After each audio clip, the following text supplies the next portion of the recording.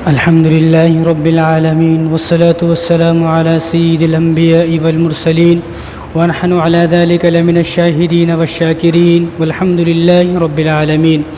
अम्मा बअदु फ़अऊज़ु बिल्लाहि मिनश शैतानिर रजीम। बिस्मिल्लाहिर रहमानिर रहीम। या अय्युहन नासु इत्तक़ू रब्बकुमुल्लज़ी ख़लक़कुम मिन नफ़्सिन वाहिदतिन व ख़लक़ मिनहा ज़ौजहा वबस्स मिनहुमा रिजालन कसीरन व निसाअ वत्तक़ुल्लाहल्लज़ी तसाअलून बिही वल अर्हाम। वक़ाल नबी सल्लल्लाहु अलैहि वसल्लम इन्न आज़मन निकाहि बरकतन ऐसरुहु मऊना औ कमा क़ाल अलैहि सलातु वस्सलाम।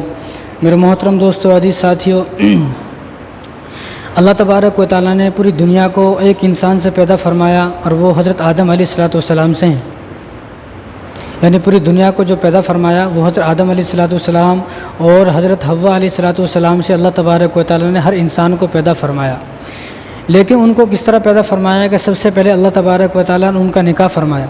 यानी इस दुनिया में अगर इंसानों ने सबसे पहले कोई अमल किया है तो वो निकाह है। यानी इंसानों को अल्लाह तबारक व तआला ने पैदा फरमाया और दो इंसान यानी हज़रत आदम अलैहिस्सलाम और हज़रत हव्वा दोनों को बनाने के बाद अल्लाह तबारक व तआला ने सबसे पहला अमल, सबसे पहला काम जो हुआ वो निकाह हुआ कि दोनों का निकाह पढ़ाया। और ये अल्लाह तबारक व तआला ने पढ़ाया और ये आसमानों पर हुआ, ज़मीनों पर नहीं। यानी ये यानी हर चीज़, यानी अक्सर जो चीज़ें हैं जैसा कि ज़कात है, हज है, उम्रा है, ये कहाँ नाजिल हुए? ये ज़मीन पर नाजिल हुए और इनके अहकामात ज़मीन पर हुए। लेकिन निकाह एक ऐसा अमल है जिसको अल्लाह ने पढ़ाया और ये आसमानों पर हुआ, सबसे पहले आसमानों पर हुआ और अल्लाह तबारक व तआला ने पढ़ाया। तो निकाह जो है ना, निकाह है, शादी है, ये हर मज़हब में है। निकाह कोई ऐसा मज़हब नहीं है कि जिसमें निकाह ना हो, शादी ना हो, ये हर मज़हब में है। लेकिन अल्लाह तबारक व तआला का करम है कि इस्लाम के अंदर निकाह भी इबादत है, इस्लाम के अंदर शादी भी इबादत है, ये सुन्नत है और हर नबी की सुन्नत है। यानी इस दुनिया में जितने भी नबी आए हर नबी ने निकाह फरमाया। सिर्फ दो नबी ऐसे हैं जिन्होंने निकाह नहीं फरमाया। वो एक तो हज़रत ईसा अलैहिस्सलाम और दूसरे हज़रत याहया अलैहिस्सलाम। याहया अलैहिस्सलाम को ज़माने में ही बादशाह, वक्त के बादशाह ने उनको कत्ल कर दिया, तो इसलिए उनका निकाह नहीं हो सका। और ईसा अलैहिस्सलाम को अल्लाह तबारक व तआला ने आसमानों पर उठा लिया। लेकिन जब हज़रत ईसा अलैहिस्सलाम फिर से आएंगे तो फिर से उनका निकाह होगा। तो ये अल्लाह का करम है कि निकाह एक इबादत है और निकाह एक सुन्नत है। तो जब निकाह इबादत है तो सुन्नत के मुताबिक और जिस तरह इबादत करने का तरीक़ा उस तरह होना चाहिए। यानी नमाज एक इबादत है, तो नमाज कैसे पढ़ते हैं ये अल्लाह तबारक व तआला ने बताया है। हज एक इबादत है, तो हज किस तरह होता है ये भी अल्लाह ने बताया है। यानी जितने भी ऐसे अहकाम हैं उन सब को वो सब शरीयत से साबित है और शरीयत ने बताया है। भाई निकाह कैसे होगा ये भी बताया है, हज कैसा होगा ये भी बताया है, नमाज कैसे पढ़नी ये भी बताया है, हज कैसे करना है, ज़कात कैसा अदा करना है, कुर्बानी कैसे करना है, ये सब इस्लाम ने बताया है। तो निकाह भी किस तरह होगा ये भी इस्लाम ने बताया है। लेकिन रोना ये है कि हर चीज़ को हम इस तरह करते हैं जिस तरह इस्लाम ने बताया। हज भी किस तरह करेंगे आदमी, हज भी इस तरह हर इंसान इस तरह करेगा जिस तरह इस्लाम ने बताया है। कुर्बानी भी इस तरह अदा करेगा जिस तरह इस्लाम ने बताया। ऐसा नहीं कोई एक आदमी जो है अभी कुर्बानी कर ले या बकरीद से पहले कुर्बानी कर ले, एक दिन पहले भी कुर्बानी कर तो कुर्बानी नहीं होगी। तो कुर्बानी जो हो रही है वो इस हिसाब से हो रही है जिसको शरीयत ने बताया है। कुर्बानी, हज, नमाज, जितनी भी वो चीज़ें जो हो रही हैं वो इस हिसाब से हो रही है जिस हिसाब से इस्लाम ने बताया है। तो निकाह भी इसी तरह होना चाहिए कि जिस तरह इस्लाम ने बताया है। इस्लाम ने कोई बात ऐसी नहीं छोड़ी है जिसको ना बताओ। रसूलुल्लाह सल्लल्लाहु अलैहि वसल्लम ने इंसानों को हर चीज़ बताई है कि कौन सी चीज़ किस तरह इस्तेमाल करनी है, कब इस्तेमाल करनी है, कितनी इस्तेमाल करनी है, किस तरीके से इस्तेमाल करनी है। तो शादी के बारे में भी रसूलुल्लाह सल्लल्लाहु अलैहि वसल्लम ने बताया है कि शादी किस तरह होगी। लेकिन जब शादी इबादत है और शादी सुन्नत है तो ये इबादत के तरीक़े पर होनी चाहिए, सुन्नत के तरीक़े पर होनी चाहिए। और निकाह अल्लाह तबारक व तआला का हुक्म है। यानी सबसे पहले निकाह किसने पढ़ाया? अल्लाह ने पढ़ाया है आदम अलैहिस्सलाम का। तो निकाह ये अल्लाह तबारक व तआला का हुक्म है। तो जो चीज़ अल्लाह तबारक व तआला का हुक्म है और उस पर अल्लाह तबारक व तआला की मर्ज़ी चलेगी, हमारी मर्ज़ी चलेगी। आदमी ज़रा सोचे, जब ये इस्लाम की जितनी भी चीज़ें हैं उनका हुक्म अल्लाह ने दिया है, तो जब अल्लाह ने हुक्म दिया है तो उन पर अल्लाह की ही चलेगी, हमारी नहीं चलेगी। तो निकाह को आसमानों पर, निकाह जो है वो आसमानों से शुरू हुआ। सबसे पहला निकाह आसमानों पर हुआ, वो हज़रत आदम अलैहिस्सलाम और हज़रत हव्वा का सबसे पहला निकाह वही आसमानों पर हुआ। और ये इंसान का सबसे पहला अमल है और हर नबी ने निकाह किया है।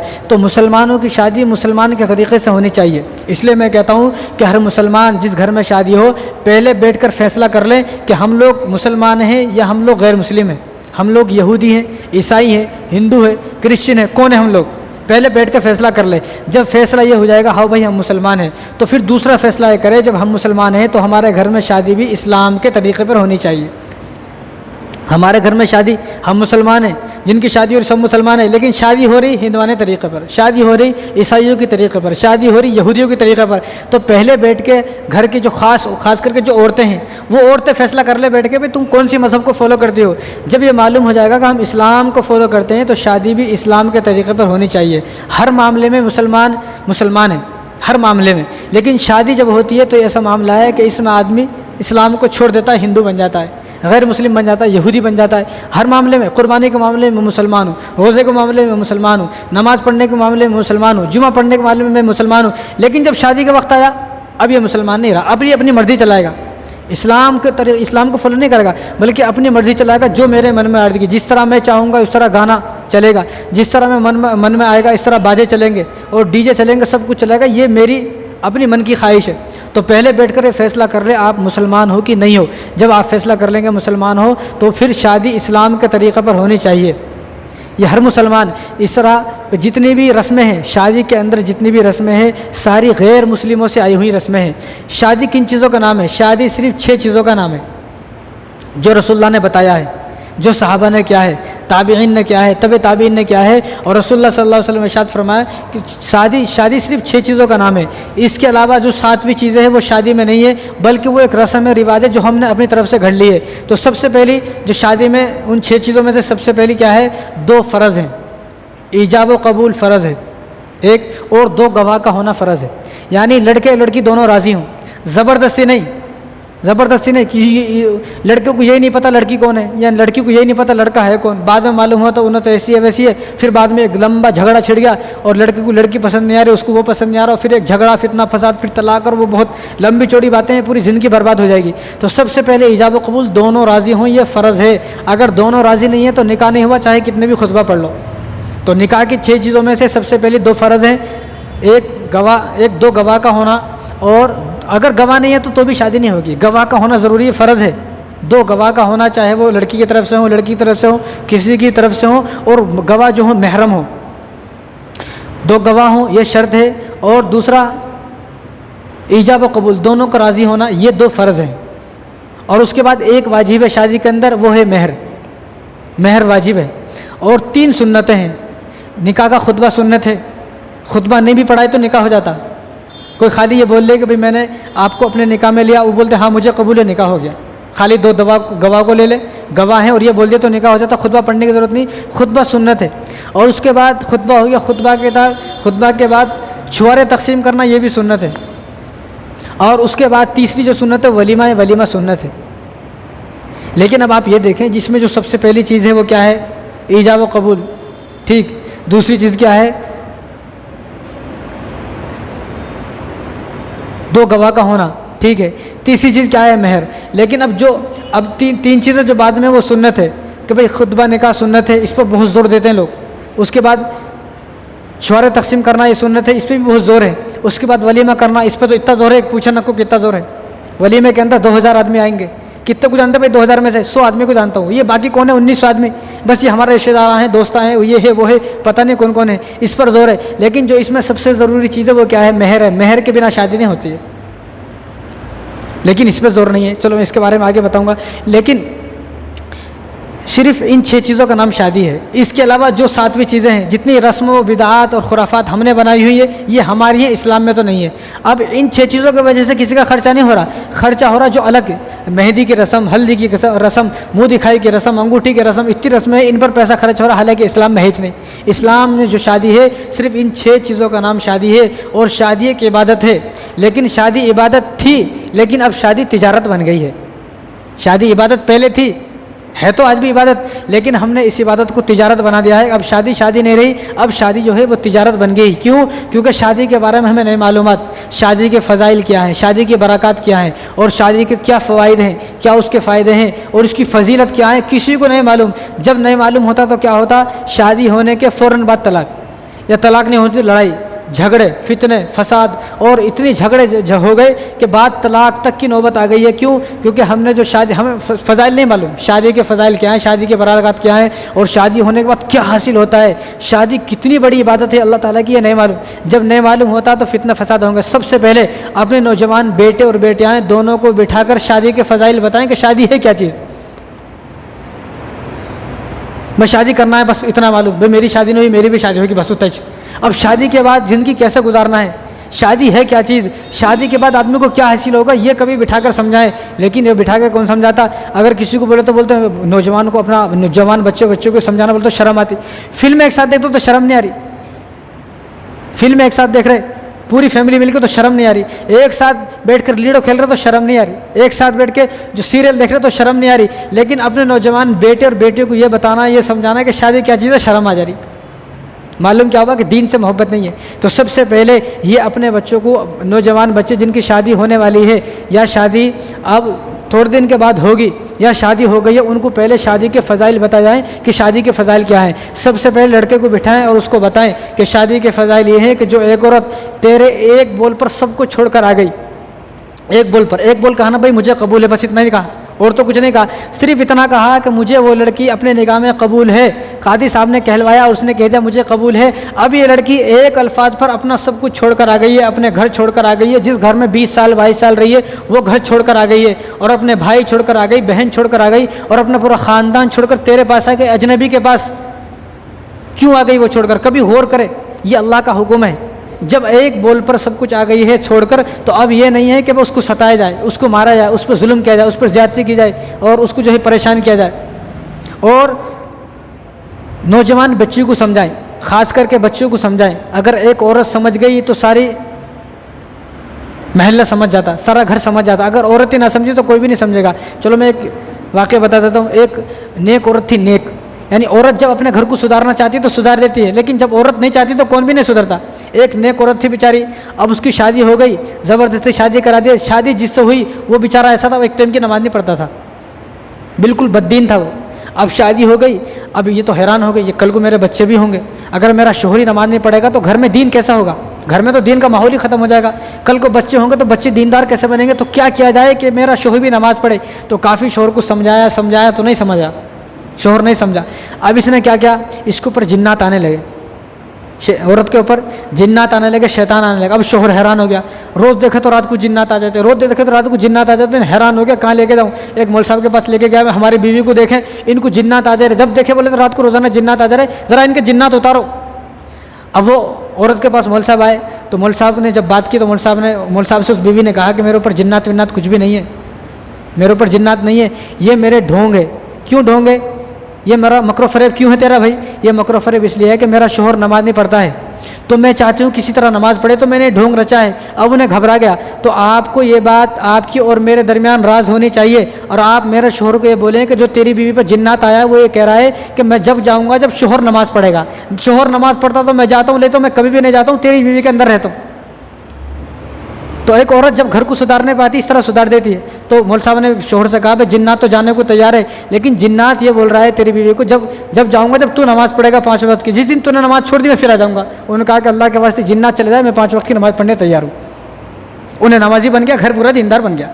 तो औरत अगर चाहेगी तो घर के दीनदार बन जाएगा। अब मसला क्या है, औरत को हमने सब कुछ सिखाया है, शोहर से मुकाबला किस तरह करना है ये अपनी बेटी को परफेक्ट सिखा दिए। कहाँ से सिखाए? बोल के सिखाए नहीं, बल्कि वो हमारी लड़ाइयों को देखकर सीख गई है कि मेरे अम्मी बाबा किस तरह लड़ते थे, वो देख कर सीख गई है।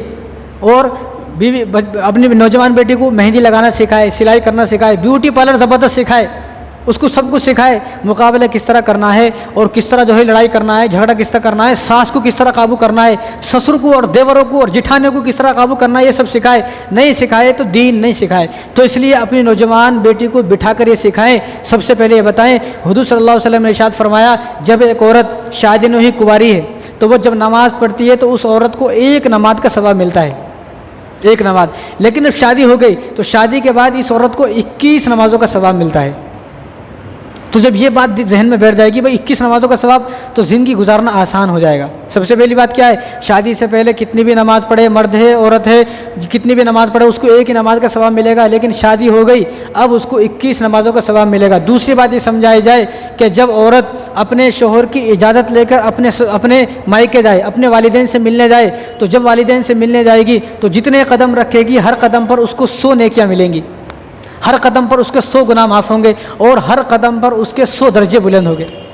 तो इसका मतलब ये नहीं है कि रोज़ मिलने जा रही, जब मिलने जाएगी जब, और शोहर की इजाज़त से जा रही है अपने वालिदैन से मिलने, वहाँ जाके जब वालिदैन को देखेगी तो वालिदैन के देखने पर एक हज का सवाब भी है, वो तो है ही, लेकिन हर कदम पर 100 नेकियां हैं उसको मिलेंगी, उसके 100 गुनाह माफ़ होंगे और 100 दर्जे उसके बुलंद होंगे। जब ये बातें हमारी नौजवान बच्ची के अंदर बैठ जाएंगी तो उसको ज़िंदगी गुजारना आसान हो जाएगा, उसको शादी करने में भी मज़ा आएगा और उसको शादी के बाद अपने घर को जन्नत बनाएगी, वरना जहन्नुम बनाकर रख देगी तो परेशान हो जाएगा, ये हुआ तो हुआ क्या।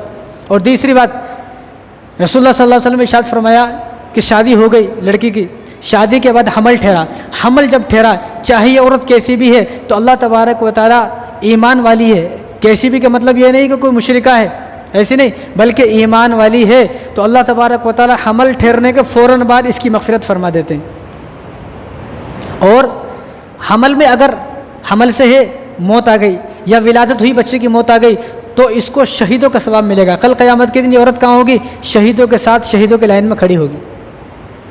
और औरत जब घर में काम करती है तो हर एक काम पर उसको 100 नेकियाँ मिलती हैं। एक चम्मच उठाए एक नेकी मिलती है, एक चम्मच उठाए तो एक नेकी।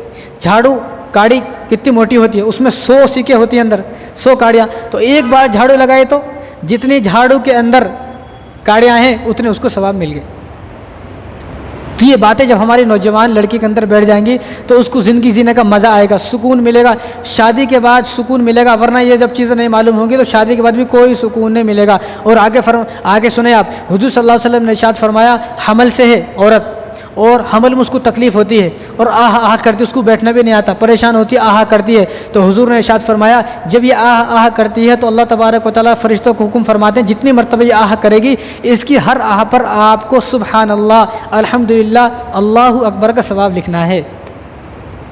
ये आह कर रही है, मेरा दर्द हो रहा है, यहाँ दर्द हो रहा, हमल से है, लेकिन उस आह पर इसको सुबहान अल्लाह का सवाब मिल रहा है। और जब बच्चे की विलादत होने वाली है और विलादत के वक्त जो दर्द होता है उस दर्द पर, हर एक दर्द पर एक अरबी ग़ुलाम आज़ाद करने का सवाब मिलता है। और रसूलुल्लाह सल्लल्लाहु अलैहि वसल्लम ने इरशाद फरमाया जो अपनी पूरी ज़िंदगी में एक ग़ुलाम भी आज़ाद कर दे, एक ग़ुलाम अगर आज़ाद कर दिया तो अल्लाह तबारक व तआला उस शख्स को जहन्नुम से बरी फरमा देते हैं, जन्नत उस पर वाजिब हो गई, जहन्नुम से आज़ाद हो गया।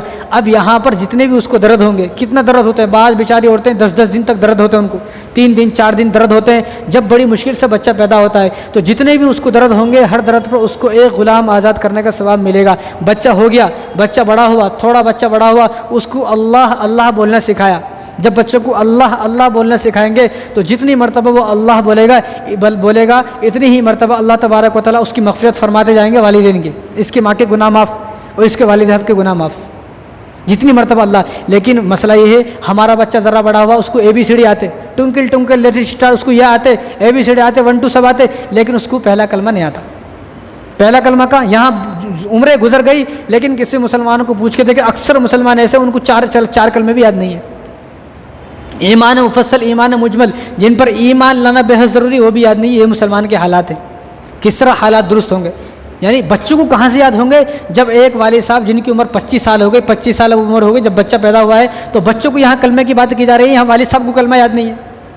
तो अपने इस्लाम के अंदर सबसे पहली चीज़ें हैं, बेसिक चीज़ें, हर मुसलमान उनको याद करने की कोशिश करे। तो बच्चा जब अल्लाह अल्लाह बोलेगा और ला इलाहा इल्लल्लाह मुहम्मद रसूलुल्लाह बोलेगा तो ये अल्फाज बोलते ही अल्लाह तबारक व तआला उनके गुनाहों को माफ़ फरमा देते हैं और बिल्कुल उनकी मग़फ़िरत फरमा देते हैं और जन्नत को उनके लिए वाजिब फरमा देते हैं। और बच्चा बड़ा हुआ और बड़ा होने के बाद बच्चे को हिफ्ज़ कुरान किया तो अल्लाह तबारक व तआला क़यामत की उसको सोने का ताज, ऐसा ताज कि सूरज और चाँद की भी वो रोशनी चाहिए, वो रोशनी नहीं है जो उस ताज से रोशनी निकलेगी, ऐसा ताज क़यामत के दिन पहनाएंगे।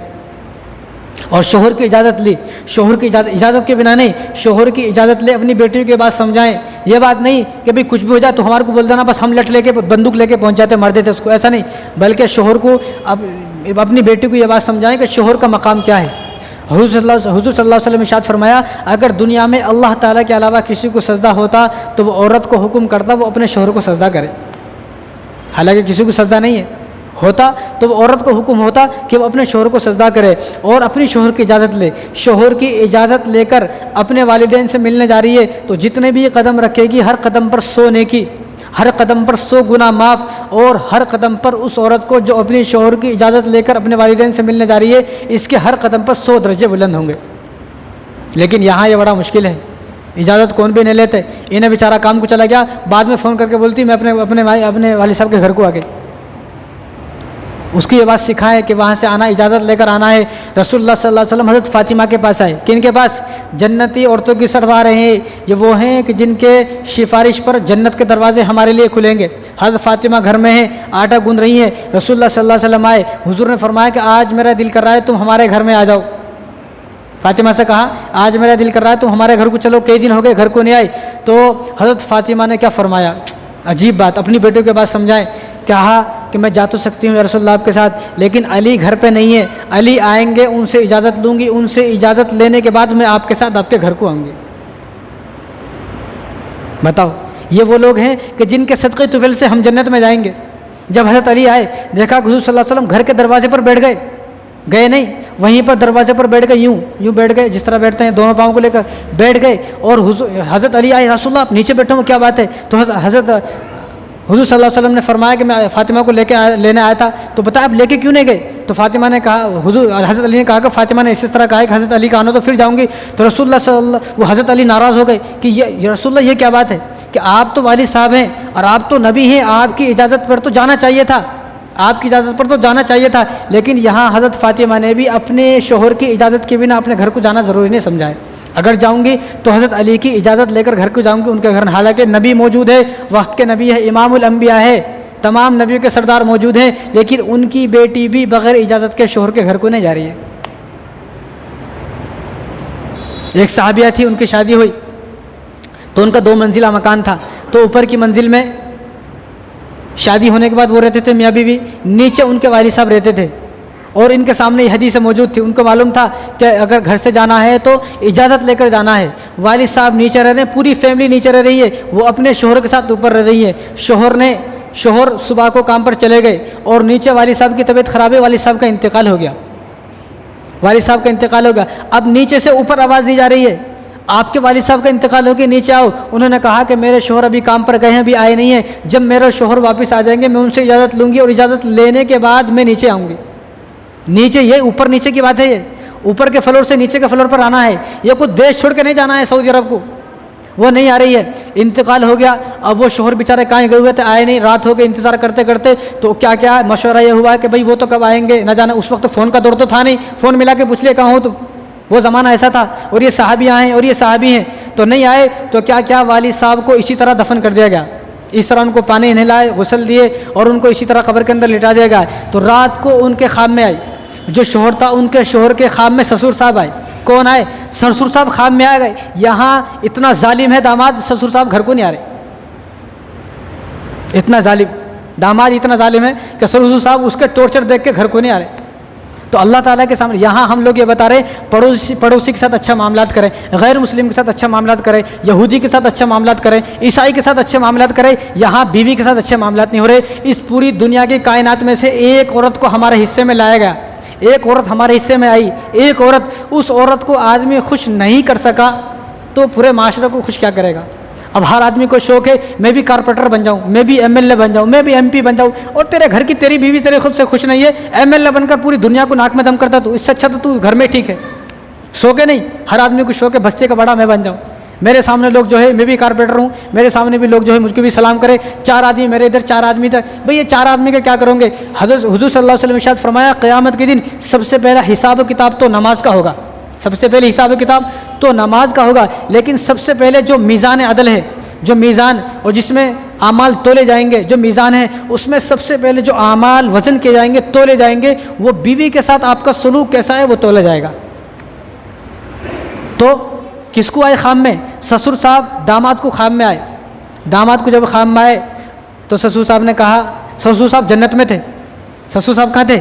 जन्नत में थे। दामाद साहब भी देख के हैरान होगा, आप जन्नत में हो? कहा हाँ, क्यों? उन्होंने कहा कि अल्लाह ने मुझसे कहा कि तूने अपनी बेटी की तरबियत ऐसी की कि उनके दिल में ये बात बिठाई कि शोहर की इजाज़त के बिना जाना नहीं है। अब ये बात बिठाई किसने? वालिद साहब ने तो बिठाई ना, शोहर ने तो नहीं कहा ना। वालिद साहब ने बचपन से ये बात दिल में बिठाई अपनी बेटी के दिल में कि शोहर की इजाज़त के बिना आना नहीं है, शोहर की इजाज़त लेकर आना है। तो आपने अपनी बेटी के दिल में ये बात बिठाई और वो आपके दामाद की इजाज़त के बिना, शोहर जो बीवी दामाद की इजाज़त के बिना यानी शोहर की इजाज़त के बिना बीवी ऊपर की मंजिल से नीचे की मंजिल में नहीं आई। आप उनका ये अमल और आपने सिखाया, आपका सिखाने का ये अंदाज़ हमको इतना पसंद आया, उस अंदाज़ को सिखाने की वजह से, और वो नीचे नहीं आए, इस अमल को अल्लाह तबारक व तआला इतना पसंद फरमाया कि उनके बारे में जन्नत का फ़ैसला फरमा दिया और वो जन्नत में दाखिल हो गए सिर्फ इतनी सी बात पर। तो जो औरत शोहर की इजाज़त लेकर घर को जा रही है अपने वालिद साहब से मिलने के लिए, तो इस औरत को जो है हर कदम पर 100 नेकियां मिल रही है, हर कदम पर 100 गुनाह माफ़ हो रहे हैं, हर कदम पर इसके 100 दर्जे बुलंद हो रहे हैं। और रसूलुल्लाह सल्लल्लाहु अलैहि वसल्लम ने इरशाद फरमाया, अन निकाहु निस्फुल ईमान, निकाह आधा ईमान है। जब तक आदमी निकाह नहीं करता है उसका ईमान अधूरा रहता है। निकाह हो गया, अब इसका ईमान मुकम्मल हुआ है। निकाह से पहले, शादी से पहले इसका ईमान अधूरा है। इसलिए मैं कहता हूँ कि जल्द से जल्द अपने ईमान को मुकम्मल करने की कोशिश करें। कब तक अधूरे ईमान वाले रहोगे, या इसी तरह मर जाओगे तो अधूरे ईमान के साथ मरे। तो ईमान को जल्द से जल्द मुकम्मल करें।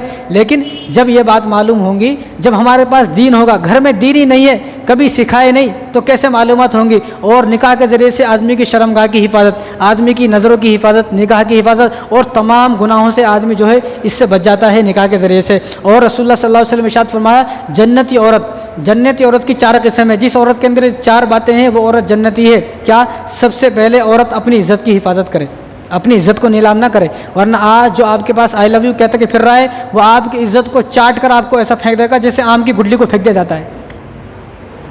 अपनी इज़्ज़त की हिफाजत करे। दूसरा क्या? अपने शोहर की खिदमत करे। तीसरे, शोहर चला गया घर से तो उसके घर की हिफाजत करे। ऐसा नहीं शोहर घर से चला गया है, अब घर की पूरे सामान चुरा कर अपने घर को भेज दे, ऐसी औरत नहीं।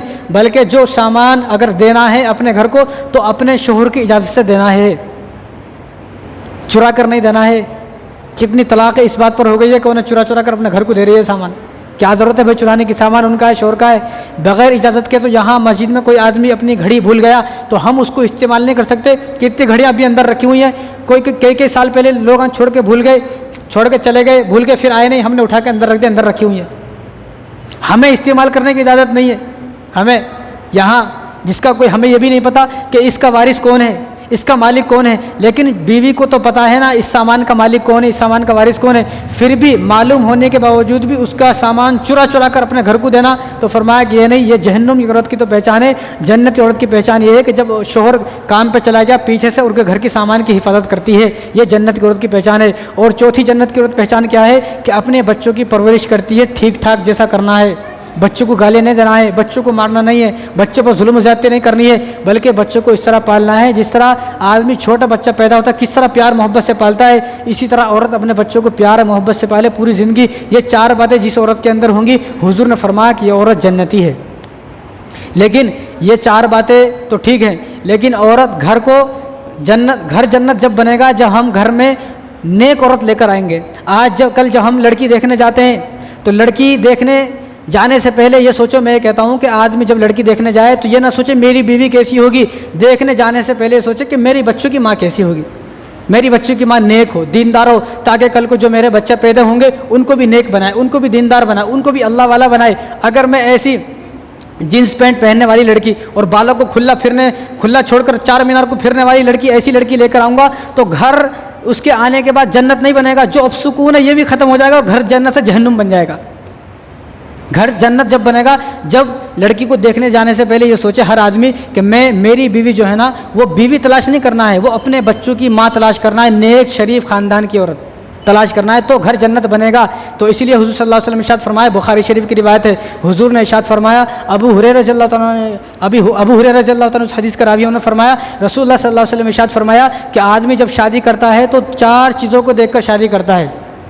हर आदमी जब शादी करता है 4 चीज़ों को देखकर, लेकिन अफसोस अफसोस अफसोस निहायत अफसोस कि हम लोग वो 4 चीज़ों में से 3 चीज़ें देखते हैं, एक चीज़ नहीं देखते हैं जो हुजूर ने इरशाद फरमाई। हुजूर ने इरशाद फरमाया लिमालिहा, सबसे पहले जो शादी करता है आदमी किसी लड़की से तो वो माल को देखकर शादी करता है, लिमालिया इसके पास कितना माल है, कितना जहेज मिलेगा, कितना जोड़े की रकम मिलेगी, ये भी आगे बात आपके सामने आएंगी, अभी मैं रोक कर रख रहा हूँ। तो लिमालिहा कि माल को देखकर शादी करता है। दूसरा जो शादी करता है आदमी लिहसबिहा, उसके ख़ानदान को देखकर, ये बड़ा ख़ानदान है, बड़ा इनका नाम है, बड़ा रोबत दबदबा है, जहाँ से इसका बाप जाता है तो वहाँ जो है सन्नाटा छा जाता है, मैं ऐसी लड़की से शादी करूँगा।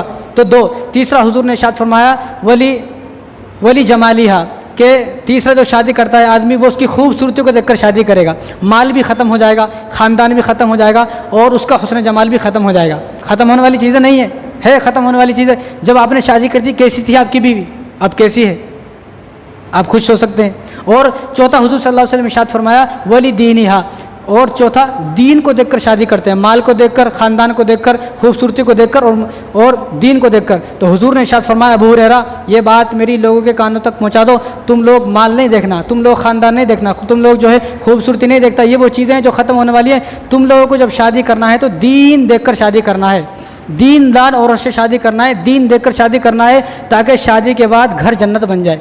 क्यों फरमाया हुजूर सल्लल्लाहु अलैहि वसल्लम, इसलिए फरमाया शादी एक बुनियाद है, बच्चों की बुनियाद है। अब हमारी ज़िंदगी जो शुरू होती है ना वो शादी से शुरू होती है। शादी से पहले आपको कौन भी नहीं पहचानते, शादी के बाद आदमी की एक अलग पहचान शुरू होती है, खुद की पहचान।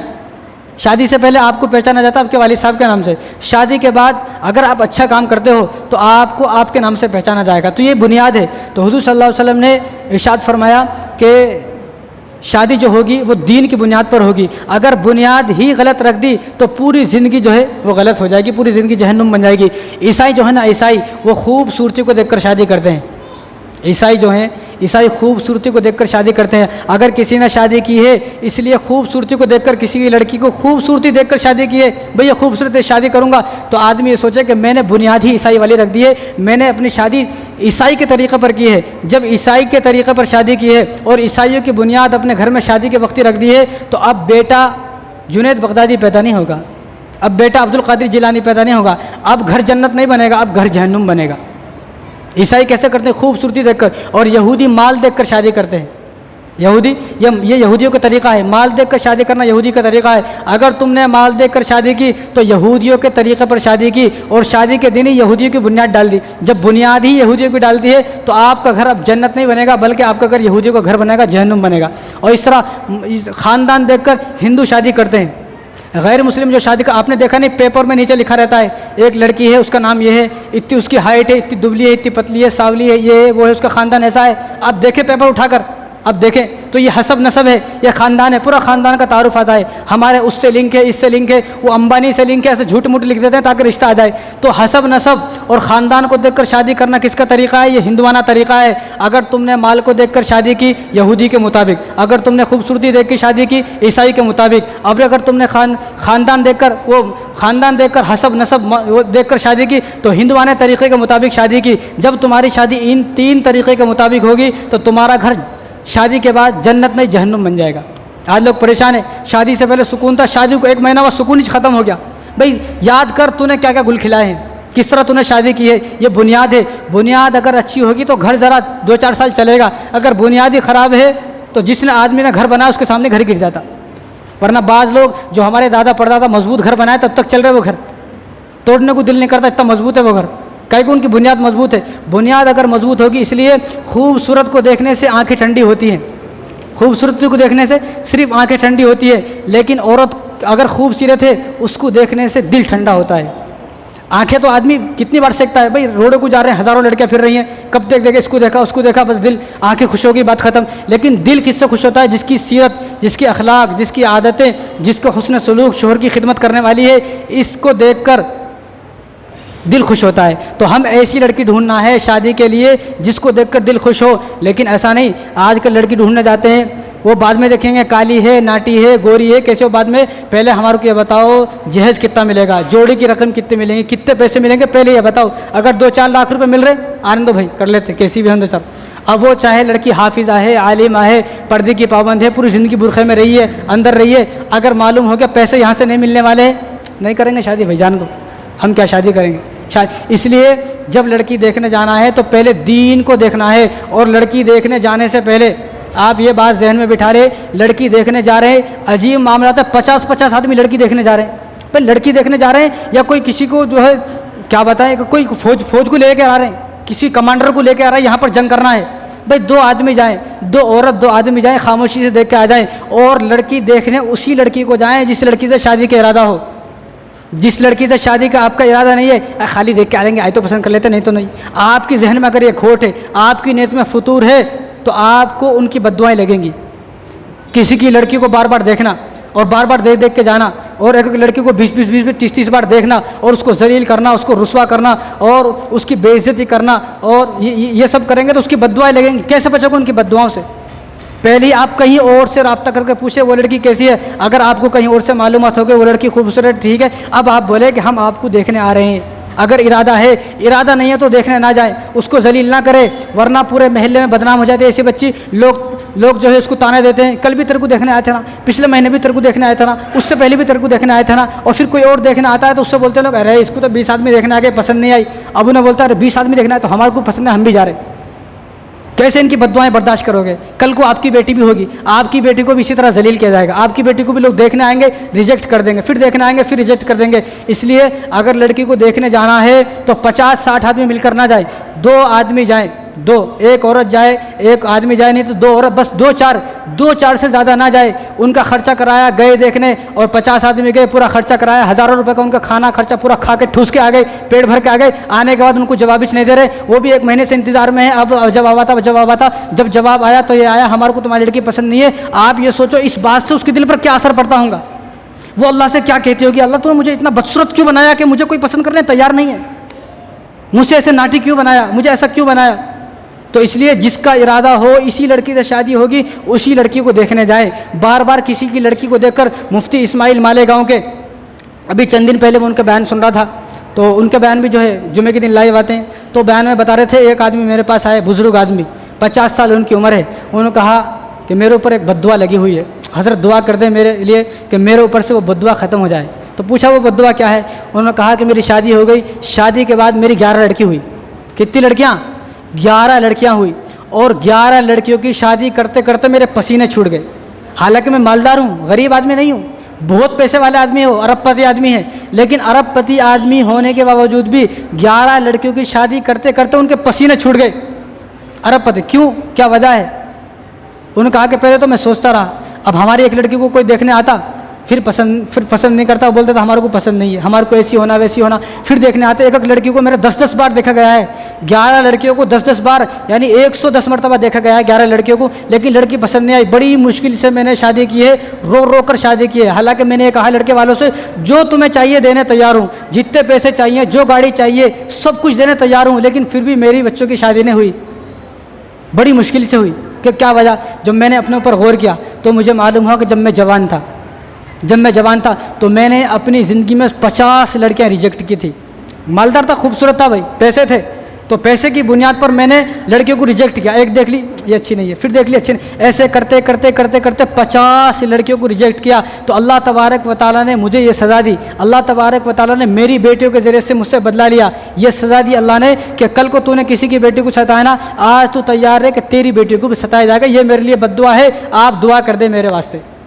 ये भी कि नहीं ताज़ा बात है, इसी साल की बात है। तो इसलिए किसी की बेटी को रुस्वा ना करें। बेटी हमारे घर में भी है, अगर नहीं है तो कल को आपकी बेटी होगी, आपकी बेटी को भी कोई आएगा, देख के जाएगा और वो कहेगा ये नाटी है, ये बदसूरत है। ये खुद को कभी आईने में देखो भाई, खुद को कुछ भी नहीं करता, शराबी है, जुआरी है, सटारी है और इतने ऐब हैं, दुनिया भर के ऐब हैं, काला है, कलोटा है, बदसूरत है, कुछ काम नहीं करता, कोई हुनर नहीं है, कोई अकल नहीं है, कुछ भी नहीं आता, लेकिन इसको जन्नत की हूर चाहिए, इसको वो लड़की चाहिए जो हमारे पूरे महल्ले में ऐसी लड़की ना हो। भाई तू ऐसा बन, पहले इस काबिल बन, लोग तेरे वास्ते रिश्ता लेकर आएंगे कि आप अपने बेटे का रिश्ता मेरी लड़की से कर लीजिए, कैसा भी करके। काबिल नहीं है, कुछ भी नहीं है, बेअकल है, बदसूरत है, कभी खड़े होकर अपने आप को आईने में देखो।